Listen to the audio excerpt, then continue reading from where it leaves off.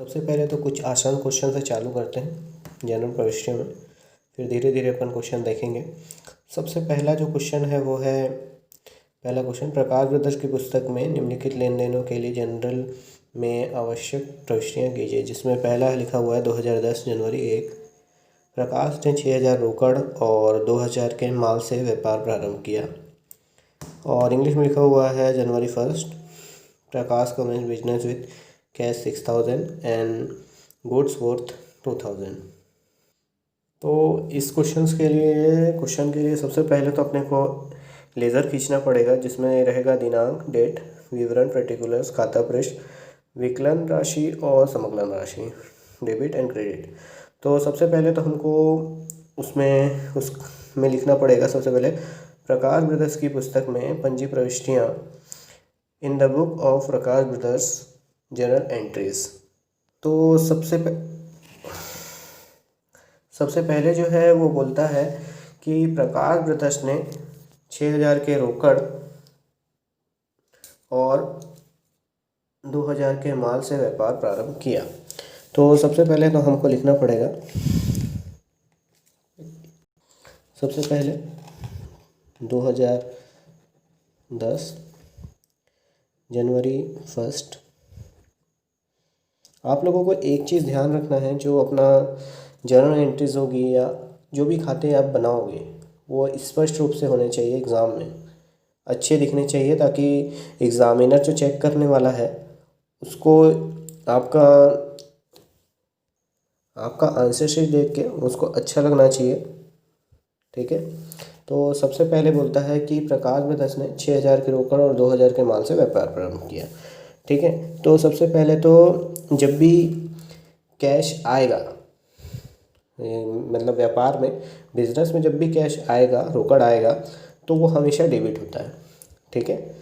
और स्टॉक भी डेबिट होगा, जिसको माल बोलते हैं, वो भी डेबिट होगा। और जो क्रेडिट होगा वो होगा पूंजी। हम व्यापार में जो होता है वो कैपिटल लगाते हैं। ठीक है। और व्यापार से हमें जो प्रॉफिट होता है वो इस कैपिटल से ही होता है। ठीक है। तो सबसे पहले हम करेंगे रोकड़ खाता, वीकली, जिसको इंग्लिश में लिखेंगे कैश अकाउंट डेबिट। और फिर होगा एक स्टॉक खाता, या जिसको स्कंद खाता भी बोलते हैं। अगर आप लोगों को स्कंद खाता लिखना होगा तो आप लिख सकते हैं, ये भी डेबिट हुआ। और स्टॉक अकाउंट डेबिट और पूंजी खाते से, इसको लिखेंगे capital account. To capital account होगा, टू कैपिटल अकाउंट। तो सबसे पहले तो कैश उसने लगाया था 6000, स्टॉक उसने लगाया था 2000 और पूंजी उसने लगाई थी दोनों मिला के 8000। ठीक है। और यहाँ पे लिखेंगे रोकड़ तथा स्कंद या स्टॉक से व्यापार प्रारंभ। ठीक है।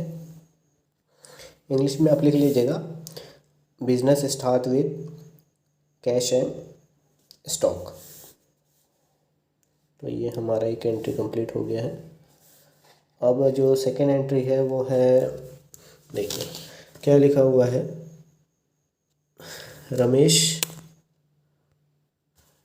रमेश से माल खरीदा।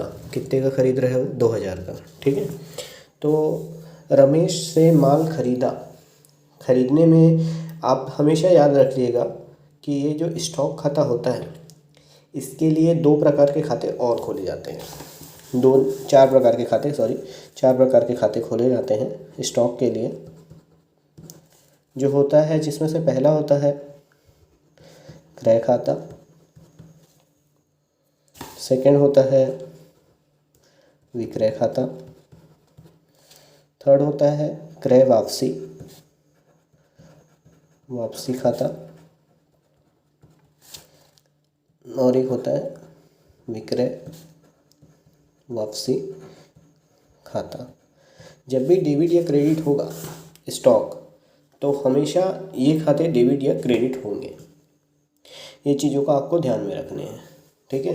इंग्लिश में इसको बोलेंगे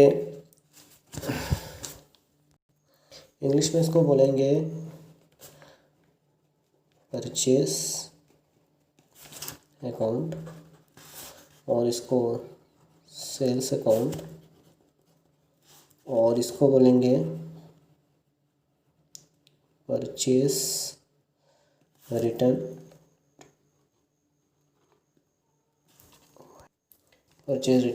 और ये होगा सेल्स रिटर्न्स। तो ये 4 प्रकार के खाते खोले जाएंगे, तो ठीक है। तो सबसे पहले लिखा हुआ है रमेश से माल खरीदा, लिखा हुआ है परचेज गुड्स फ्रॉम रमेश, और ये जो ख़रीदा है वो है 2000 का, ठीक है। तो सबसे पहले तो डेट लिखते हैं जनवरी 2। रमेश से क्या खरीद रहे हैं? माल खरीद रहे हैं, ठीक है। तो स्टॉक अकाउंट की जगह क्या आएगा? खरीदने पर जो आएगा वो आएगा क्रय खाता, और बेचने पर आएगा विक्रय खाता। और जब भी हम क्रय को वापस करेंगे तो क्रय वापसी लिखेंगे, और विक्रय को वापसी करेंगे तो विक्रय वापसी खाता लिखेंगे। कभी भी हम ऐसा नहीं करेंगे कि वापस कर रहे हैं तो हम क्रय खाता खोलें, वापस करेंगे तो हम क्रय वापसी खाता ही खोलेंगे, ठीक है। तो सबसे पहले तो इसमें देख लेते हैं रमेश से माल खरीदा। क्वेश्चन में कहीं भी ये नहीं लिखा है कि रमेश से जो माल खरीद रहा है वो कैश में है क्या। जब तक कि ये नहीं बोलेगा कि रमेश से जो माल खरीद रहा है वो कैश में है, जैसे ये लिखा रहता रमेश से रमेश से नगद माल खरीदा, ऐसा रहता तो हम यहाँ पे क्रय खाता विकलित करके रोकड़ खाते से करते हैं। तो अभी हम क्रय खाता विकलित करते हैं, क्रय खाता विकलित। अब जो होगा कैश तो दे नहीं रहा है, किसी भी प्रकार से कैश वो दे नहीं रहा है, तो अब क्रेडिट क्या होगा? हमको करना पड़ेगा, रमेश को ही क्रेडिट करना पड़ेगा। रमेश से इंग्लिश में लिखेंगे purchase account debit to Ramesh, ठीक है। 2000 का खरीद रहा था तो ये 2000। अब यहाँ लिखेंगे रमेश से माल खरीदा, purchase from Ramesh, good purchase from Ramesh. तो इस अकाउंट ये जो एंट्री हुई है इसमें अब रमेश जो होगा वो हमारा लेनदार होगा, मतलब वो हमसे पैसा लेगा, कभी ना कभी हमको उसको पैसा देना पड़ेगा, वो हमारा क्रेडिटर होगा, ठीक है।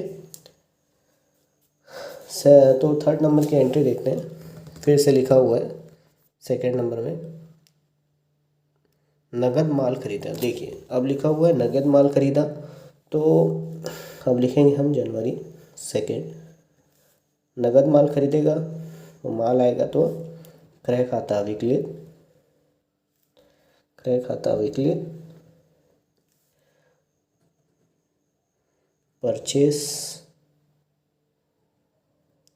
Purchase account debit. अब नाम तो दिया नहीं है कोई, तो रोकड़ खाते से टू कैश अकाउंट, ठीक है। तो ये कितने का खरीद रहा है? ये खरीद रहा है 500 रुपये का, तो हम लिखेंगे 500, और यहाँ लिखेंगे नगद माल खरीदा, कैश परचेस, इंग्लिश में कैश परचेस लिखेंगे। अब देखिए फिर उसके बाद लिखा हुआ है 2nd नंबर में दिनेश से माल खरीदा, ठीक है। अब दिनेश से खरीद रहे हैं, कहीं भी नगद लिखा है क्या? नहीं लिखा हुआ है। जैसे लिखे रहता दिनेश से नगद माल खरीदा, ठीक है। तो अब लिखा नहीं है, इसीलिए अब हम इसको फिर से लिखेंगे। जनवरी 2 क्रय खाता विकलित परचेस अकाउंट डेबिट। अब क्या है, किससे खरीद रहा है? दिनेश से। नगद लिखा नहीं है, इसलिए अब दिनेश से टू दिनेश। अब लिखेंगे दिनेश से माल खरीदा। ये एक एंट्री हमारी हो गई, ठीक है। कितने का खरीद रहा है? ये खरीद रहा है 3000 का, ठीक है। अब जैसे देख रहे होंगे 3000 का वो खरीद रहा है, तो ये 3000 का आ जाएगा, ठीक है। इसके बाद देखिए 3 तारीख का क्या लिखा? 3 एंट्रियाँ लिखा हुआ है, पढ़ लेते हैं पहले। नगद माल बेचा, फिर लिखा हुआ है मोहन को नगद माल बेचा, फिर लिखा हुआ है राम को माल बेचा। पहले लिखा हुआ नगद माल बेचा, मोहन को माल बेचा, राम को माल बेचा, ठीक। अब देखिए जब लिखेंगे हम जनवरी 3, अब मैंने बताया था कि परचेस करेंगे या क्रय करेंगे या खरीदेंगे तो परचेस आएगा। अब बेच रहे हैं तो बेचेंगे तो सेल आएगा, ठीक है। तो लिखेंगे यहाँ, अब क्या होगा? सबसे पहले लिखा हुआ था नगद माल बेचा, जिसका अमाउंट जो है वो है 1000 रुपये। तो अब नगद माल बेच रहे हैं तो नगद बेच रहे हैं मतलब कैश आएगा या रोकड़, इसको लिखेंगे कैश अकाउंट डेबिट, कैश रोकड़ खाता विकलित। और फिर आएगा विक्रय खाते से टू सेल्स अकाउंट, लिखेंगे नगद माल बेचा, कैश से लिखेंगे इसको। कितने का बेच रहा था वो? 1000 का, ठीक है। अब फिर देखेंगे जनवरी 3, क्या लिखा हुआ है? मोहन को माल बेचा। हम ये कर सकते थे कि रोकड़ खाता विकलित, मोहन विकलित, राम विकलित, ये भी हम कर सकते थे, पर मैं आपको समझाने के लिए सब एंट्रियाँ अलग अलग कर रहा हूँ, ठीक है। तो सबसे पहले अब आएगा मोहन को माल बेचा। मोहन को माल बेचेगा, कैश का ही नहीं है, तो हम लिखेंगे मोहन को विकलित करेंगे, मोहन विकलित, मोहन डेबिट, इससे लिखेंगे विक्रय खाते से मोहन को माल बेचा, या मोहन को उधार माल बेचा, सेल टू मोहन 500 नहीं हो। देखिए उसके बाद लिखा हुआ था राम को माल बेचा, राम को माल बेचा 200 का, देखिए। फिर उसके बाद है राम को माल बेचा, तो राम जनवरी 3, राम विकलित, राम डेबिट, और विक्रय बेच रहे हैं तो विक्रय खाते से टू सेल्स अकाउंट। कितने का बेच रहे हैं वो? ये बेच रहा है अभी 200 रुपये का, 200 का। लिखेंगे राम को माल बेचा, या लिख सकते हैं उधार माल बेचा, और इंग्लिश में लिखेंगे इसको सेल टू राम। फिर उसके बाद लिखा हुआ है रमेश को रोकड़ दी और दिनेश को रोकड़ दी। 15 तारीख जनवरी 15, किसको, रमेश को रोकड़ी दी लिखा हुआ है। तो जब भी रोकड़ दी तो हमेशा वो क्रेडिट होगा। किसको दे रहे हैं हम, रमेश को। रमेश विकलित और Ramesh debit, Ramesh debit to, Ramesh debit और क्या दे रहे हैं, कैश। तो रोकड़ खाते से टू कैश अकाउंट लिखेंगे रमेश को रोकड़ दी। इंग्लिश में लिखेंगे गिव कैश टू रमेश। कितना देना है उसको, 1500।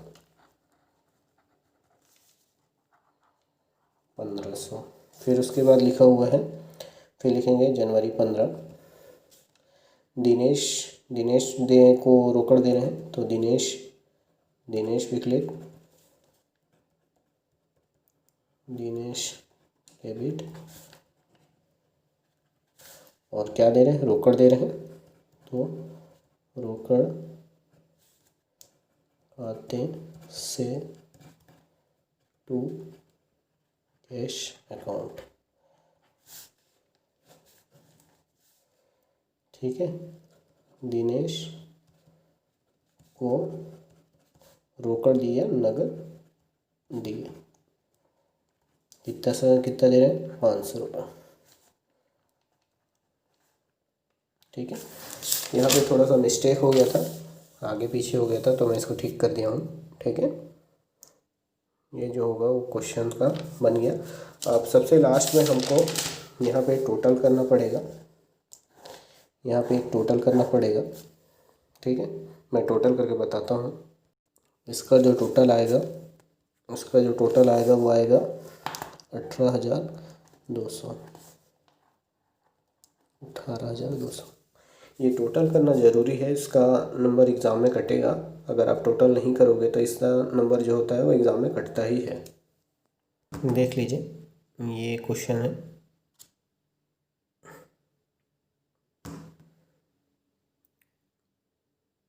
ठीक है,